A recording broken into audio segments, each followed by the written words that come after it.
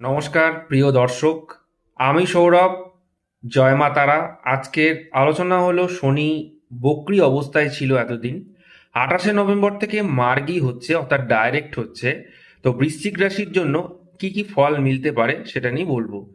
তো প্রথমত বলে রাখি, বৃশ্চিক রাশি লগ্ন সাপেক্ষে পঞ্চমে শনির অবস্থান এবং তৃতীয় পতি চতুর্থ পতি পঞ্চমে বসে আছে।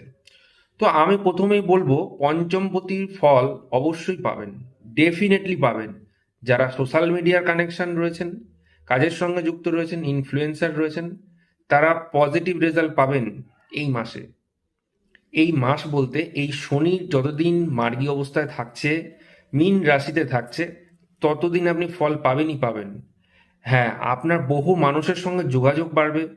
সেটা খুব বড় মানের মানুষ হতে পারে, খুব মানে ভালো পরিচিতি বাড়তে পারে, কিন্তু বাড়বে।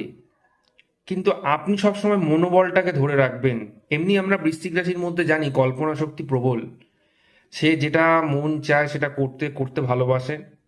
কারোর কথা শুনুক আর না শুনুক, নিজের যেটা চাইবে সেটা সে করবেই। বৃশ্চিক রাশির জন্য আমি এটা বলতে পারি, যারা অ্যাডভোকেট, যারা ইঞ্জিনিয়ার প্রফেশনে রয়েছেন, যারা মেডিকেল প্রফেশনে রয়েছেন, তাদের কাজের জায়গাটা কিন্তু উন্নতি হবে। তাদের ইনকামের জায়গাটা বাড়বে, পার্সোনালি কিছু করতে পারবেন।